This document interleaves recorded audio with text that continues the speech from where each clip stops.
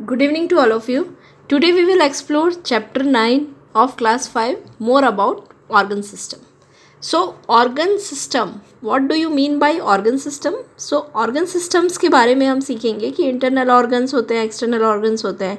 Organ क्या होते हैं? जैसा कि हम सबको पता है कि हमारी जो बॉडी होती है, स्मॉलेस्ट यूनिट हम कहते हैं किसी भी लिविंग थिंग्स की सेल, और बहुत सारे सेल्स मिलके बनाते हैं टिश्यूज़, बहुत सारे टिश्यूज़ मिलके बनाते हैं ऑर्गन, और बहुत सारे ऑर्गन्स मिलके बनते हैं ऑर्गन सिस्टम.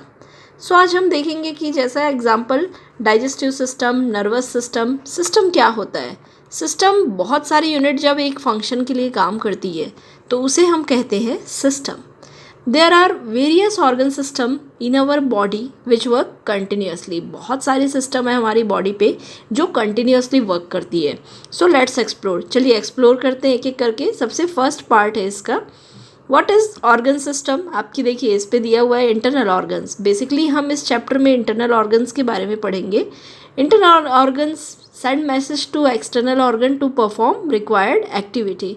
इंटरनल ऑर्गन्स वो होते हैं जो inside of our body present होते हैं, जो एक्सटर्नल ऑर्गन्स को मैसेज भेजते हैं कुछ भी काम करने के लिए. एग्जाम्पल, हमें भूख लगी है सो हमें खाना खाना है, सो वो हैंड को मैसेज सेंड करेंगे कि आप माउथ तक फूड लेके आइए, because it is our internal organs having needs of energy. So nervous system, सबसे पहले हम स्टार्ट करते हैं. बहुत सारे वेरियस ऑर्गन सिस्टम्स हैं हमारी बॉडी पे.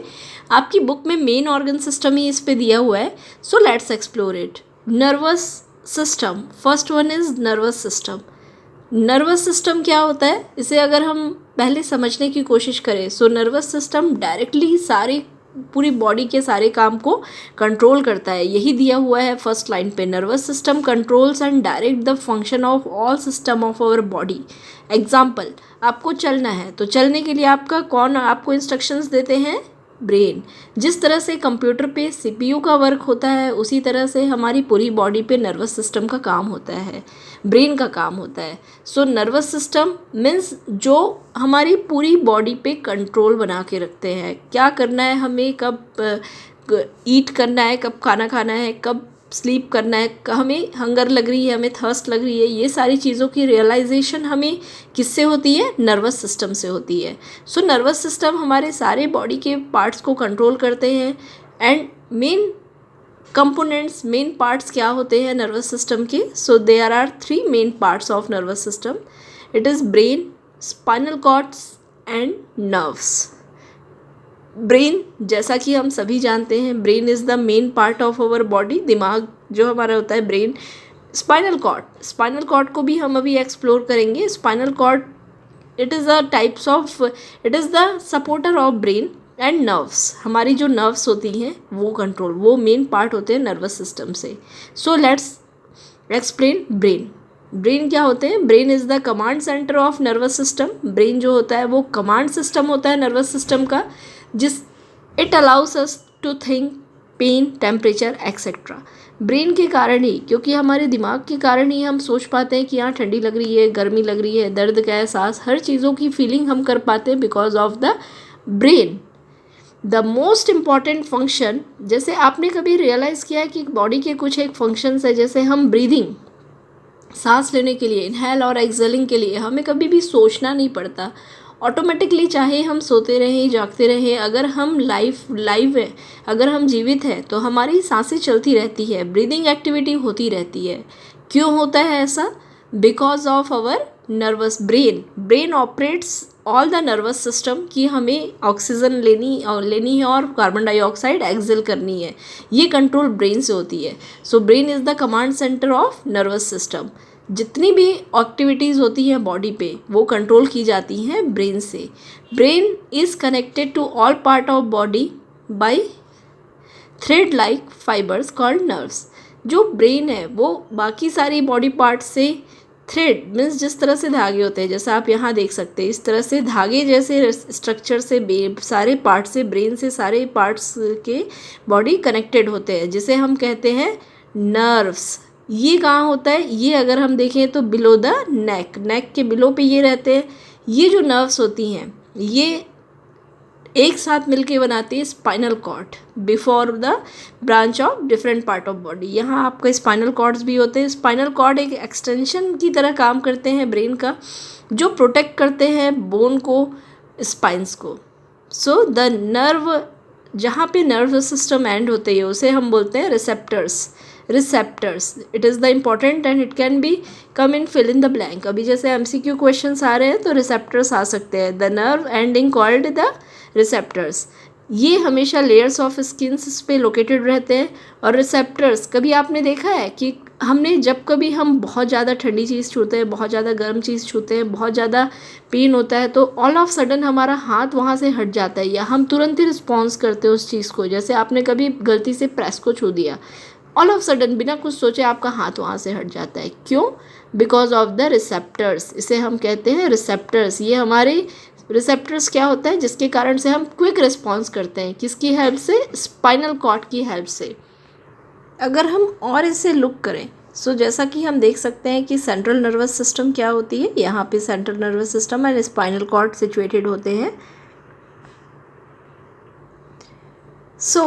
व्हेन वी टच, यही चीज़ आपकी बुक पे भी दिया हुआ है कि जब कभी हम किसी हॉट थिंग को टच करते हैं, ऑल ऑफ सडन हमारी जो हैंड होती है वो वहाँ से हट जाती है due to the reflex action. Reflex action क्या कहते हैं? जब कभी ऑल ऑफ सडन कोई चीज़ होती है तो हम quite quickly through the spinal cord हमारी बॉडी रिस्पॉन्ड करती है।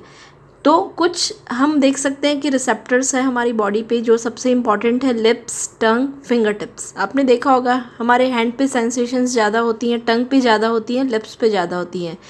ये थी पूरी बात नर्वस सिस्टम की। ये पूरा हमने टॉपिक का क्लियर किया नर्वस सिस्टम के बारे में। आपको यहाँ पे एक एक चीज़ और बोर्ड पे भी दी हुई है। आपको 3 इंपॉर्टेंट पार्ट है नर्वस सिस्टम के, अगर हम देखेंगे, ब्रेन, स्पाइनल कॉर्ड और नर्व्स। सबसे इम्पॉर्टेंट है ब्रेन जो कि कमांड देते हैं, सेकंड इम्पॉर्टेंट है स्पाइनल कॉर्ड, एंड नर्व्स एक नेटवर्क की तरह होती है पूरी बॉडी पे। Second one is circulatory system. As the name suggest, circulatory system which circulate different substance.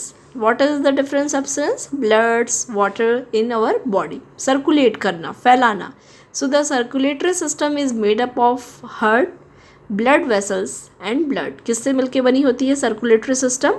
Circulatory system मिलके बनी होती है हार्ट से, ब्लड वेसल से एंड ब्लड से। मेन ऑर्गन सर्कुलेटरी सिस्टम के हैं हार्ट। हार्ट जो है वो सबसे मेन कंपोनेंट है, मेन ऑर्गन है सर्कुलेटरी सिस्टम का। और जो हार्ट है वो कंटिन्यूसली स्क्वीज होते रहता है। आप फील कर सकते हैं our heart is continuously pump होते रहते हैं। अगर हम देखेंगे क्यों, क्योंकि कंटिन्यूसली ब्लड वेसल्स से वो कंटिन्यूसली पंप होते रहती है। So this is the main components of circulatory systems are heart, blood vessels and blood. Next we can explore the main function of this system. इस फंक्शन का, circulatory system की main function क्या होती है? Function मतलब काम। तो circulatory system का मेन काम, मेन वर्क क्या होता है? The main function of circulatory system is to transport oxygen, carbon dioxide, nutrients and waste matters. हमारी बॉडी पे कंटिन्यूसली आपने देखा होगा कि हर जगह हर टाइम ब्लड की प्यूरिफिकेशन होती रहती है, ब्लड का फ्लो होते रहता है।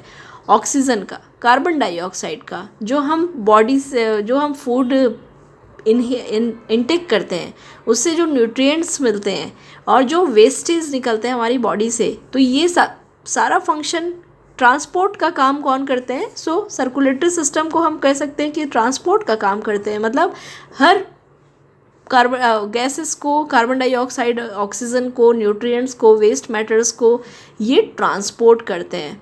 हमारा हार्ट, अब हम हार्ट के बारे में, सर्कुलेटरी सिस्टम के 3 पार्ट्स हमने जैसे देखा है कि हार्ट एक सबसे इम्पॉर्टेंट पार्ट है। हार्ट को भी हम डिवाइड कर सकते हैं 4 चैम्बर्स पे। जैसा आप यहाँ पे डायग्राम पे देख सकते हैं, this is the diagram of heart. Heart पे कितने चैम्बर्स होते हैं? 4 चैम्बर्स होते हैं। Upper chamber is called atrium. Upper chamber को हम क्या कहते हैं?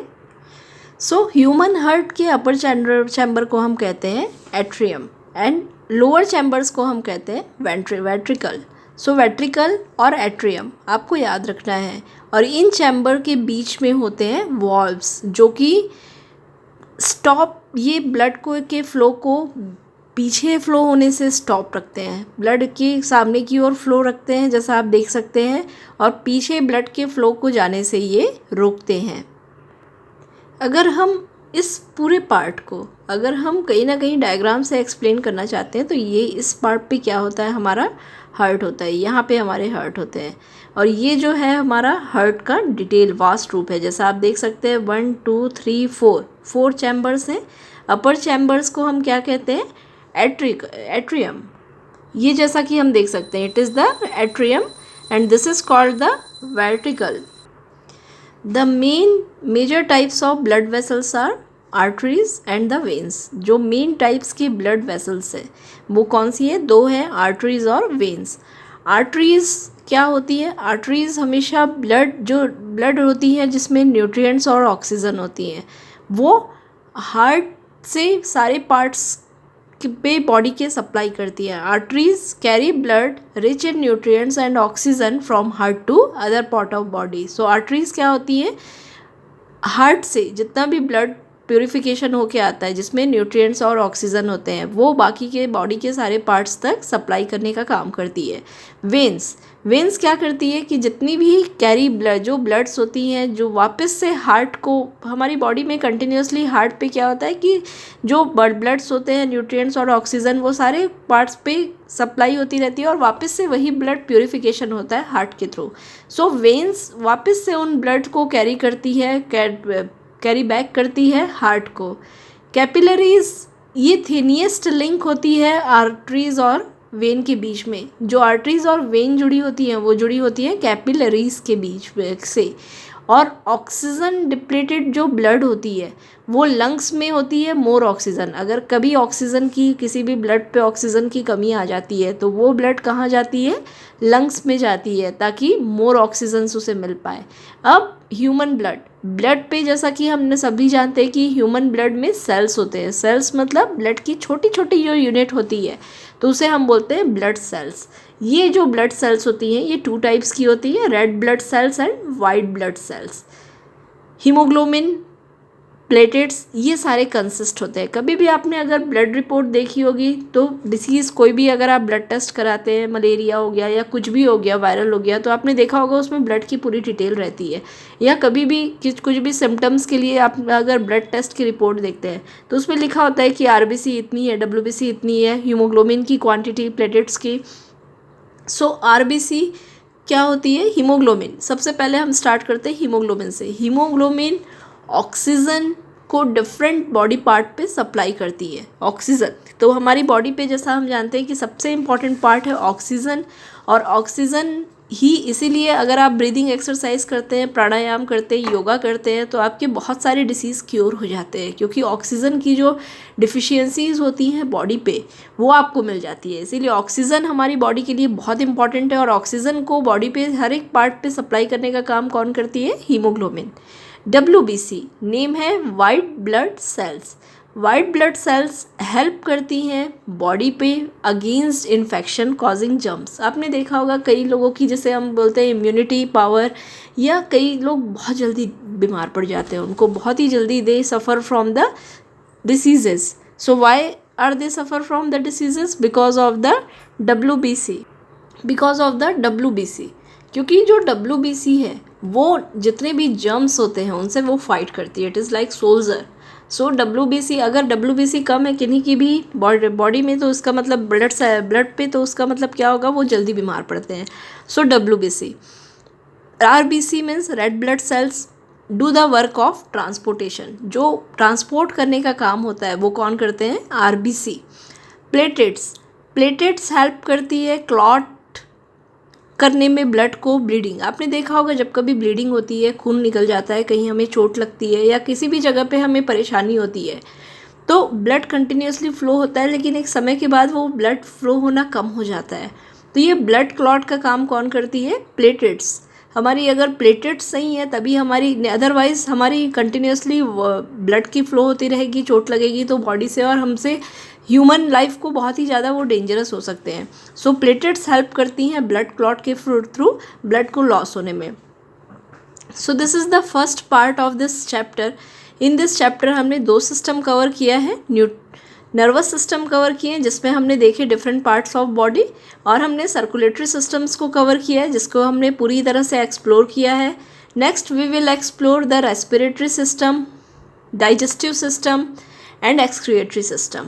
So if you have any doubt, any query, please write us on comment, and if you have any special demand of video, please write us mail on championacademykorba@gmail.com पे. आप हमें comment करके बता सकते हैं, हम आपको मेल आईडी उस पर मैसेज पे दे देंगे. सो आप मेल करके हमें बताइए, हमें चैप्टर की पिक भी भेज दीजिए सो दैट हम वीडियो आपके रिक्वायर्ड टॉपिक पे बना सके. Thank you so much for watching this video and please subscribe so that continuously knowledgeful video आपको इस चैनल पे मिलते रहेंगे. Thank you.